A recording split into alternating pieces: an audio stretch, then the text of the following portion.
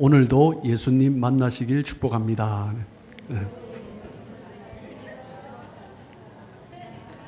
네, 아멘. 네.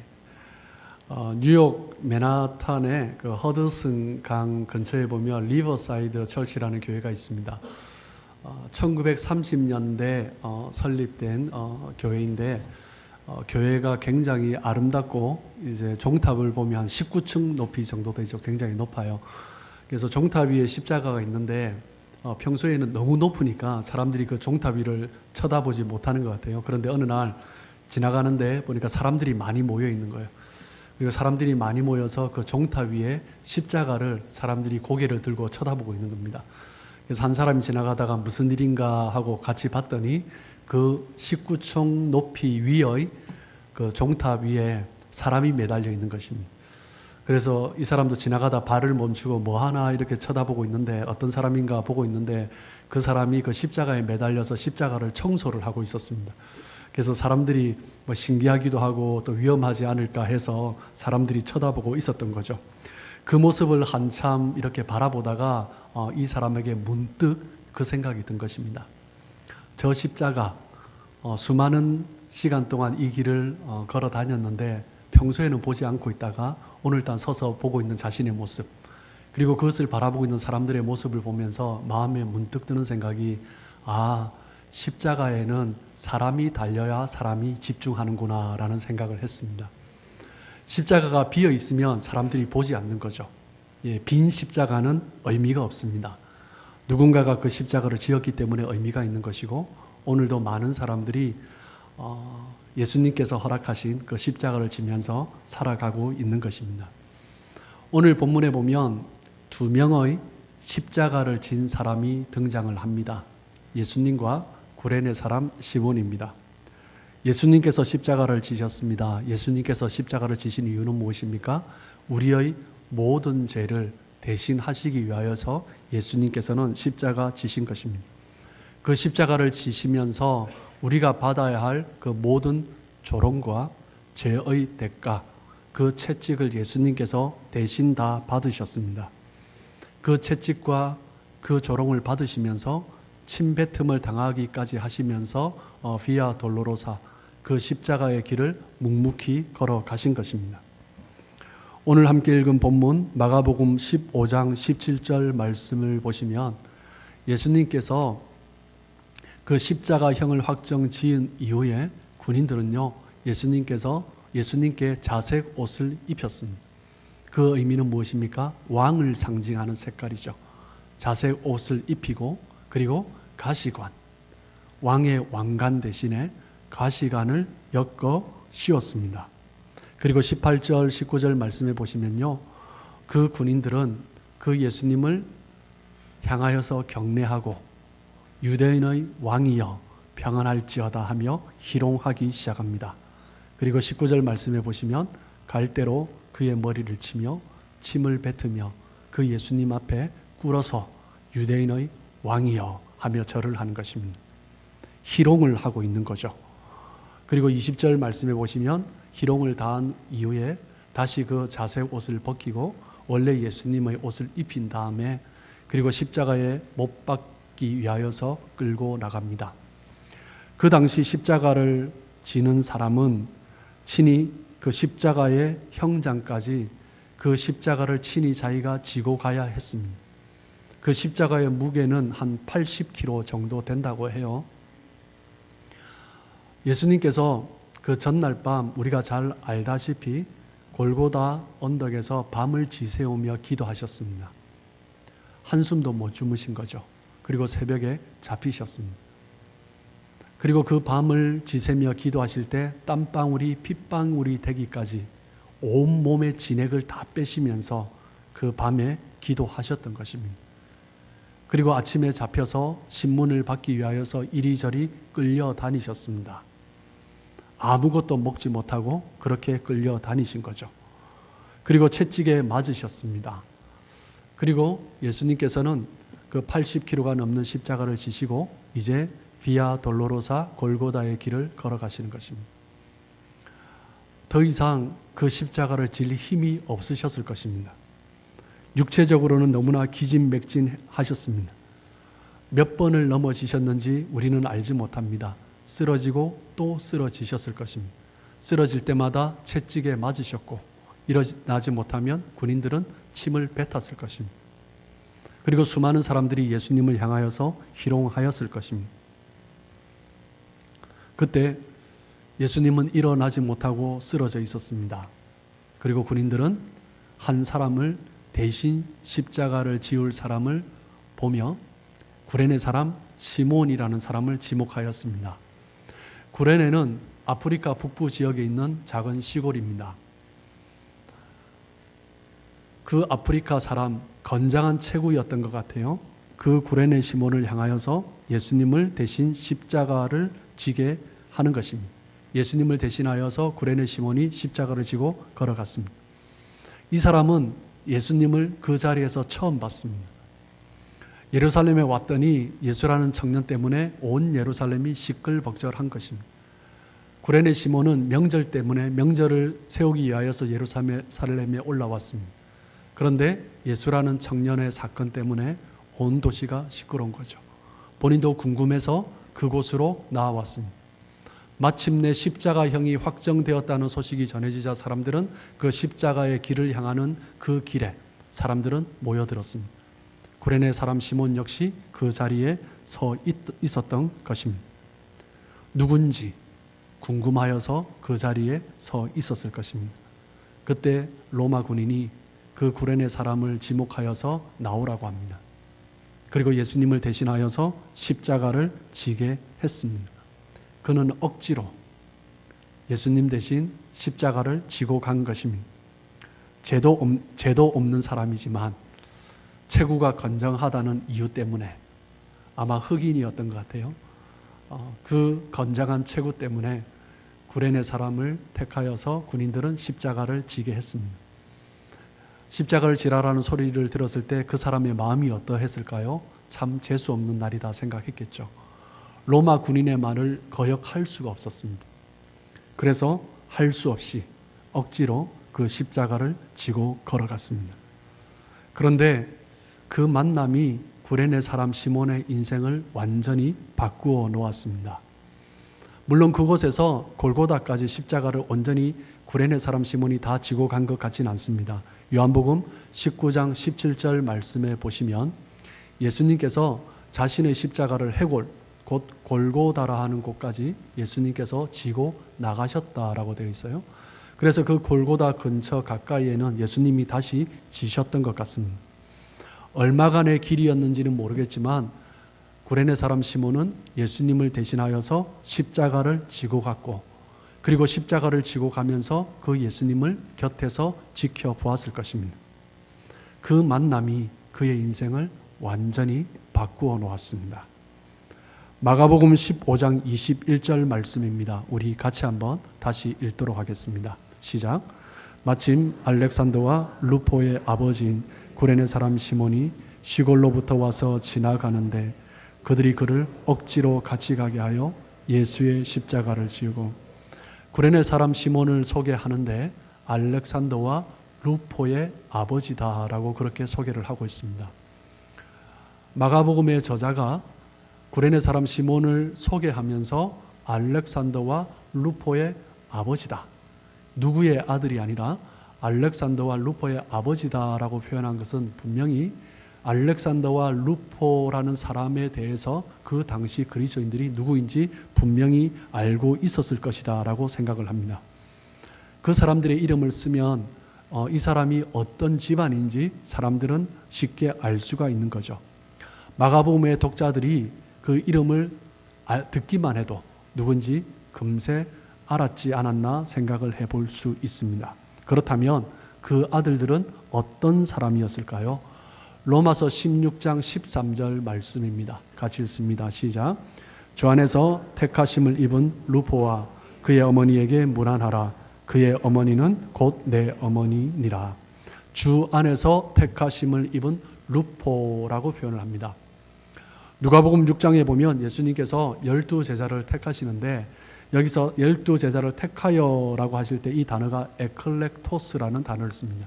이 단어는 그냥 부르다, 콜, 클레오 이제 그런 단어가 아니라 특별히 무언가를 그 사람을 불러서 세워서 무언가를 맡길 때 이 단어 에클렉토스라는 단어를 씁니다.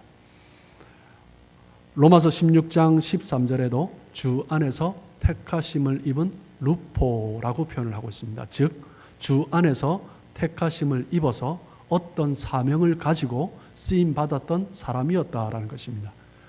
구레네 시몬의 아들 루포는 그 초대교회에서 사역자로 세워진 자였습니다. 사역자로 세워져서 성도들을 섬기고 교회를 섬기는 자였던 것이죠. 그렇기 때문에 마가는 구레네 사람 시몬을 루포의 아버지다라고 그렇게 소개를 하고 있는 것입니다. 그리고 그에게는 알렉산더라는 아들도 있었습니다. 그래서 알렉산더와 루포의 아버지 이렇게 표현을 하죠. 루포보다 알렉산더를 먼저 언급한 것은 아마 루포보다 알렉산더에 대해서 사람들이 더 잘 알고 있었지 않았나라고 생각을 해보게 됩니다. 그렇다면 루포도 그렇게 택함을 받은 사역자인데 알렉산더는 또 그 이상이 아니었을까 충분히 짐작해 볼 수 있습니다.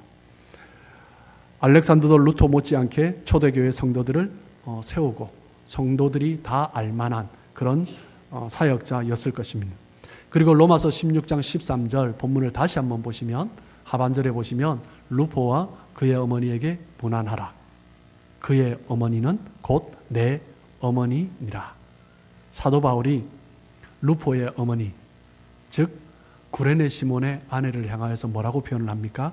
내 어머니다라고 그렇게 표현을 합니다. 교회 안에 수많은 여인들이 있었겠죠. 그런데 수많은 여인들을 향하여서 사도 바울이 내 어머니라고 그렇게 했을까요? 그러지 않았을 것입니다. 사도 바울에게 수많은 영적인 제자가 있었습니다. 그런데 내 아들이라고 불렀던 사람은 단 한 사람이었습니다. 디모데였죠. 나의 영적인 아들, 내 아들이라고 표현을 했습니다. 그런데 성경에서 사도 바울이 내 어머니다라고 표현을 하고 있는 거죠. 누구요? 예수님 대신 십자가를 억지로 지었던 그 구레네 사람 시몬의 아내, 그 여인을 향하여서 내 어머니다. 그는 곧 내 어머니다 라고 그렇게 부르고 있습니다. 바울은 로마의 성도들에게 편지를 보내면서 사역자 루포와 그의 어머니 곧 나의 어머니에게 문안을 해달라라고 그렇게 기록을 하고 있습니다. 구레네 시몬의 가족이 사도 바울에게 그리고 초대교회 안에서 얼마나 존귀한 존재였는지 존경받는 존재였는지 우리는 그것을 짐작해 볼 수 있을 것입니다. 그리고 사도행전 13장에 보시면 13장 1절 말씀입니다. 우리 같이 한번 읽겠습니다. 시작. 안디옥 교회에 선지자들과 교사들이 있으니 곧 바나바와 니게르라 하는 시므온과 구레네 사람 루기오와 분봉왕 헤롯의 젖동생 마나안과 및 사울이라. 안디옥 교회에 5명의 교사들, 목회자들이 있었습니다. 바나바와 바울, 그리고 시므온과 루기오와 마나엔. 이 가운데 또 한 사람이 눈에 들어옵니다. 니게르라 하는 시므온이 있습니다. 이 니게르라는 말의 의미는 무엇입니까? 검다라는 뜻입니다. 즉, 이 니게르라는 시몬은 아프리카 출신이라는 것을 우리는 금세 알 수가 있습니다. 누구겠습니까? 많은 신학자들이 공통적으로 이야기를 하기를 구레네 사람 시몬이다라고 그렇게 이야기를 하고 있습니다. 구레네 사람 시몬은요, 바울과 바나바와 함께 안디옥 교회의 목회자로 쓰임을 받았습니다.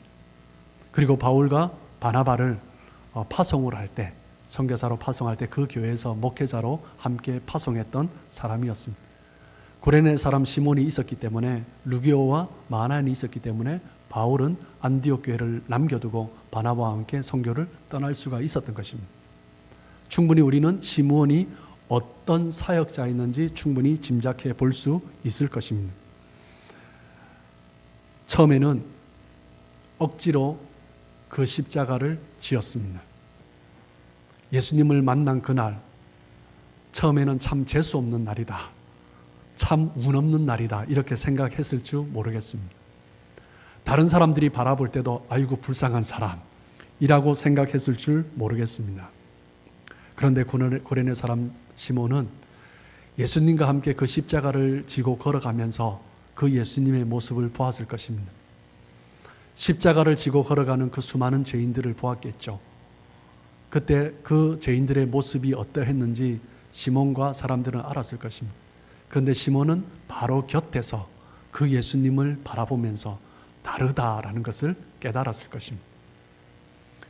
채찍받고 침뱉음을 당하고 그 조롱과 그 희롱 가운데서 그 걸어가시는 예수님을 바라보는데 범상치 않은 거죠. 너무나 존귀하고 너무나 고결하고 그리고 너무나 영적인 권위가 느껴지는 그런 분이었다라는 것을 구레네 사람 시몬은 느꼈을 것입니다. 그렇기 때문에 그날 그 예수님을 만난 날 예수님과 아무런 대화는 나누지 못했겠지만 그 예수님을 바라보며 그 십자가를 지면서 함께 걸어간 그날이 구레네 사람 시몬에게는 완전히 그 인생이 변화되는 날이 되었던 것입니다. 그리고 그 구레네 사람 시몬은 명절을 드리고 난 이후에 자기 집으로 돌아갑니다. 집으로 돌아가서 전하는 거죠. 내가 예수라는 사람을 만났다. 그 사람이 어떤 사람인지 그 아내에게 그 자식들에게 가족들에게 증거하는 것입니다. 그로 말미암아 구레네 사람 시몬의 아내 그리고 그 아들 알렉산더와 루포 그 자신뿐만 아니라 그 모든 가족들은 하나님의 교회를 세우고 성도들을 세우고 그리고 하나님의 사역자들을 정말 엄마처럼 어머니처럼 사랑으로 돌보고 섬기며 그렇게 교회와 성도들과 목회자들을 세워갔던 것입니다. 억지로 진 그 십자가, 그 수치스러운 십자가, 그 부끄러운 십자가, 어떻게 보면 참 재수 없는 날로 기억될 수 있는 그날이 그의 인생을 완전히 바꾸는 날이 되었던 것입니다.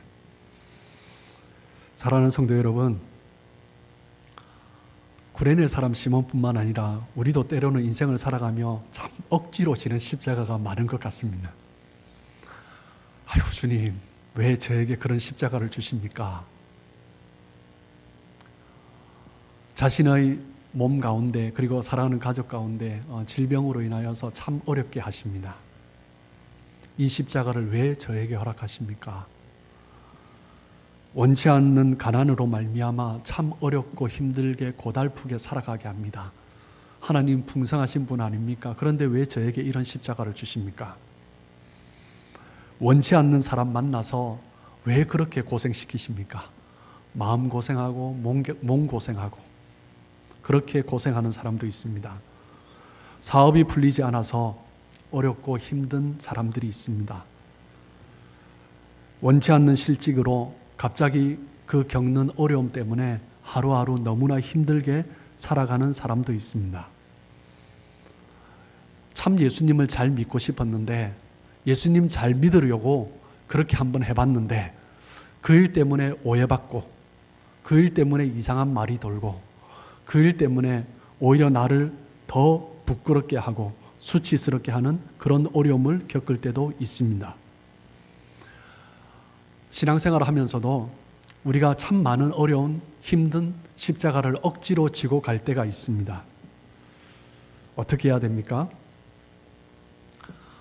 내가 원치 않아도 그것이 주님께서 허락하신 십자가라면 지고 가야죠. 구레네 사람 시몬이 그러했던 것처럼 내가 원치 않는 십자가지만 그 길이, 그 십자가가 예수님과 함께 걸어갈 수 있는 도구가 된다면, 방법이 된다면 기꺼이 그 십자가를 지고 가야죠. 구레네 사람 시몬처럼 억지로라도 지고 가야 할 때가 있는 것입니다. 그럴 때 그 십자가를 지며 함께 걸어가시는 예수님을 바라보며 걸어갈 때 그 예수님의 인자한 얼굴을 바라보며 그 순결하고 고귀한 그리고 차라리 내가 졌으면 하는 그 마음으로 측은히 바라보시며 우리를 긍휼히 여기시는 그 예수님을 바라보며 함께 걸어가는 것입니다. 그럴 때 그 십자가로 말미암아 내 삶이 변화되고 오히려 그 십자가가 유익이 되고 축복이 되고 하나님께 영광이 되는 것입니다. 성경을 보면 그런 예가 얼마나 많이 나오는지 모릅니다. 아브라함도 그렇고요. 그리고 요셉도 뭐 그렇고요. 요셉을 생각해 보면 참 기구한 인생입니다. 형들에게 미움받아서 형들에게 노예로 팔렸습니다. 그로 말미암아 애굽에 가서 종살이하고 종살이하다가 말도 안 되는 것 때문에 오해받아서 감옥에 들어가게 되고, 그런데 노예로 팔림으로 말미암아 감옥에 가게 되어서 그 감옥에 들어갔기 때문에 총리가 될 줄 누가 알았겠습니까? 그 십자가가 요셉에게는 그 인생을 바꾼 것이죠. 요셉은 그 십자가의 길을 걸어가면서 묵묵하게 하나님 앞에 서 있었던 것입니다. 그로 말미암아 요셉은 애굽의 총리가 되었고 그 온 집안, 아버지 야곱과 그 형제들을 먹여 살릴 수 있었던 것입니다. 창세기 45장 7절 8절 말씀입니다. 우리 같이 한번 읽겠습니다. 시작. 하나님이 큰 구원으로 당신들의 생명을 보존하고 당신들의 후손을 세상에 두시려고 나를 당신보다 먼저 보내셨나니 그런즉 나를 이리로 보낸 이는 당신들이 아니요 하나님이시라. 하나님이 나를 바로에게 아버지로 삼으시고 그 온 집의 주로 삼으시며 애굽 온 땅의 통치자로 삼으셨나이다. 요셉이 이렇게 축복을 누릴 수 있었던 것은 하나님이 하셨다라는 거죠. 형들이 노예로 팔았지만 그 십자가는 하나님이 허락하신 것이다라는 것입니다. 그로 말미암아 애굽의 총리가 되어서 바로에게서부터 아버지라고 칭함을 받을 정도로 바로 온 집안에, 바로 왕의 온 집안에 주로 역임을 받을 정도로 애굽의 온 통치자로 역임을 받을 정도로 그렇게 쓰임 받았던 것입니다. 여러분, 모세를 생각해 보십시오. 태어날 때부터 갈대 상자에 들어가서 나일강에 띄어졌습니다. 죽을지 살지 어떻게 알았겠습니까? 악어의 밥이 될지 어떻게 알았겠습니까? 그런데 참 감사하게 바로의 공주에게서 구원함을 받아서 바로의 궁에서 40년을 살게 됩니다. 그러다가 애굽인과 자신의 민족 유대인이 애굽인에게 당하는 것을 보고 참지 못해서 그 애굽인을 죽이죠. 그런데 그 사건 때문에 자신의 동족 유대인에게로부터 협박을 당합니다. 그래서 할 수 없이 도망을 가게 되죠. 그리고 미디안 광야에서 40년을 보냅니다. 그런데 그곳에서 하나님을 만나는 것입니다. 하나님을 만남으로 말미암아 그 민족, 애굽에서 400년 동안 종살이하였던 그 자신의 민족을 구원해내는 사람으로 쓰임받게 되는 것입니다. 하나님을 만남으로 말미암아 세상에서 가장 강력한 권력이었던 바로 앞에서 담대히 대적하여서 그의 백성들을 이끌어내는 것입니다. 고난하면 가장 먼저 떠오르는 인물이 누굽니까? 욥을 빼고 말을 할 수가 없을 것 같습니다. 욥은 하루아침에 모든 재산을 잃었습니다. 얼마나 풍족하게 살았는데, 그런데 하루아침에 모든 재산을 잃었습니다. 더 힘든 것은 하루아침에 모든 자식들을 잃어버렸습니다. 그리고 또 성경에 보면 머리 발끝에서부터 정수리까지 온몸에 종기가 가득했다라고 되어 있습니다. 얼마나 몸이 힘들었는지 그 질그릇 조각 가지고 그 가려운 부분을 긁었습니다. 그 긁었기 때문에 또 몸이 찢어지고 피가 났겠죠. 그만큼 온몸에 그 종기가 가득했다라는 것을 말을 하고 있습니다. 아내와 친구들의 비방이 있었지만 욥은 하나님 앞에 다시 한번 바로 서게 됩니다. 주신 자도 여호와시요 취하시는 자도 여호와 하나님이십니다. 하나님 앞에서 다시 한번 신실함을 유지합니다. 욥기 23장 10절 말씀입니다. 같이 한번 읽습니다. 시작. 그러나 내가 가는 길을 그가 아시나니 그가 나를 단련하신 후에는 내가 숨군같이 되어 나오리라. 욥은 그 고난 때문에 과거와 비교할 수 없는 성숙한 신앙의 모습을 갖게 되었습니다. 그리고 이전보다 더 큰 축복을 누리게 된 것이죠. 다윗도 참 고난 가운데 살았습니다. 사울 왕을 위하여서 전쟁터에 나가 싸웠습니다. 그런데 어느 날 사울이 시기를 하기 시작합니다. 다윗을 향해서 창을 던집니다. 이리저리 피하지만 사울은 더 심해져 가는 거죠. 그리고 그래서 할 수 없이 다윗은 도망가게 됩니다. 도망가면 괜찮을 줄 알았는데 사울이 군사를 이끌고 다윗을 죽이려고 오는 것입니다. 그리고 더 가슴 아픈 것은요, 다윗은 아들 압살롬으로부터 배반을 당했습니다. 사울에게 쫓기던 것과는 비교할 수 없는 고통이 있었습니다. 그 압살롬, 내 아들아, 내 아들아, 내 아들아, 내 아들 압살롬. 이렇게 하면서 압살롬이 죽고 난 후에 얼마나 통곡했는지 모릅니다. 그 아들로부터 배반을 당한 거죠. 그 고난의 시간을 다 지나며 다윗은 후에 고백합니다. 시편 119편 말씀입니다. 71절 말씀 우리 같이 한번 읽겠습니다. 고난 당한 것이 내게 유익이라 이로 말미암아 내가 주의 율례들을 배우게 되었나이다. 그 수많은 고통의 시간을 지나며 사도 바울은 다윗 왕은 고백하는 것입니다. 고난 당한 것이 내게 유익함이라 라고 고백하는 거죠. 억지로 십자가를 지고 살아간 사람들의 예를 들자면 하루 종일 이야기해도 다 시간을 보낼 수가 없을 것 같아요. 그래서 다시 한번 우리 예수님을 생각해 봤으면 좋겠습니다. 예수님은 구레네 시몬처럼 억지로 십자가를 지시지 않으셨습니다. 예수님께서는 기꺼이 자원하여서 그 십자가를 지셨습니다. 그런데 사실 예수님도 그 십자가를 지기를 원치 않는 마음이 있었습니다. 마태복음 26장 39절 말씀입니다. 같이 읽습니다. 시작. 조금 나아가사 얼굴을 땅에 대시고 엎드려 기도하여 이르시되 내 아버지여 만일 할만하시거든 이 잔을 내게서 지나가게 하옵소서. 그러나 나의 원대로 마시옵고 아버지의 원대로 하옵소서 하시고, 이 십자가를 질 수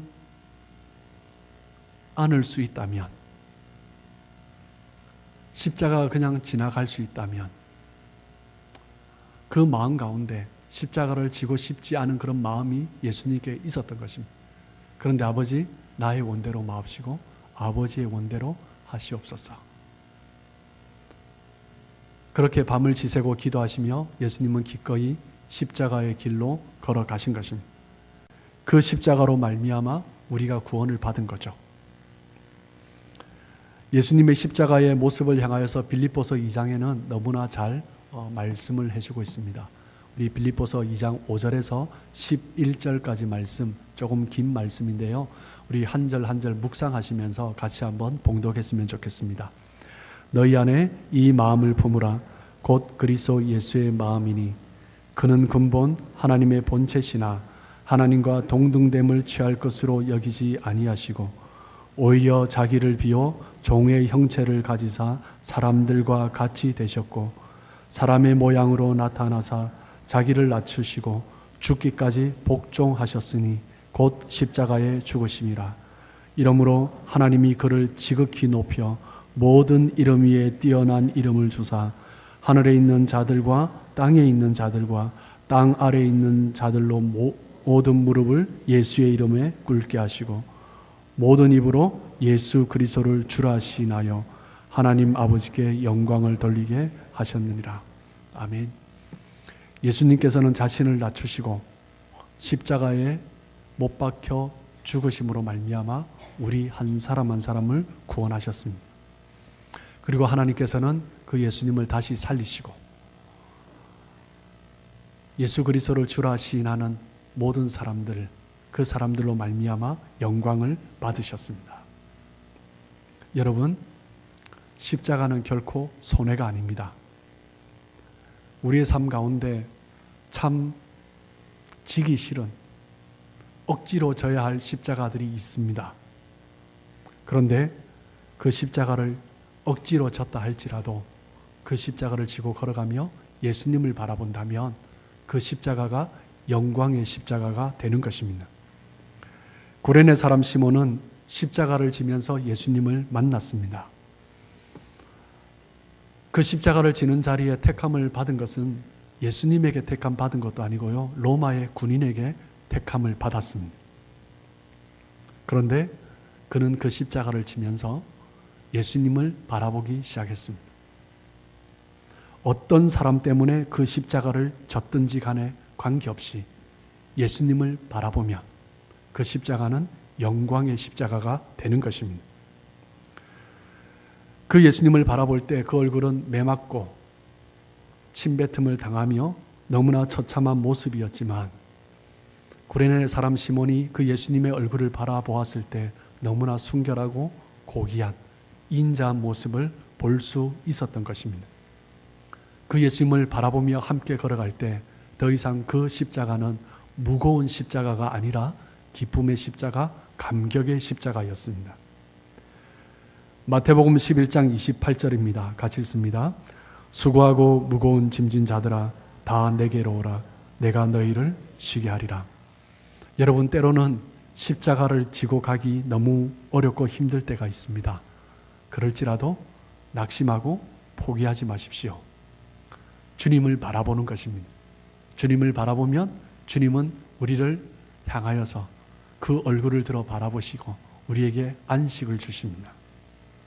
그 주님의 사랑을 누리게 하시는 것입니다. 여러분, 십자가는 질 때 가치가 있는 것입니다. 성도들은 십자가를 질 때 참으로 존귀하고 고귀한 사람이 되는 것입니다. 교회가 십자가를 질 때 사람들이 교회를 바라볼 것입니다. 성도가 십자가를 질 때 성도는 아름다운 삶을 살아가는 것입니다. 때로는 그 십자가가 내가 선택한 것이 아니라 할지라도 억지로 진 십자가라 할지라도 할 수 없이 마지못해 진 십자가라 할지라도 그 십자가를 지고 있을 때 예수님을 바라본다면 그 주님을 바라본다면 주님께서 우리를 새롭게 하여 주시고 우리에게 기쁨을 다하여 주시고 우리의 삶 가운데 영광의 능력을 허락하여 주실 것을 믿습니다. 그렇게 주님 주신 십자가 묵묵히 지시면서 주님 바라보시면서 살아가시는 저와 여러분 되시길 주님의 이름으로 축복합니다.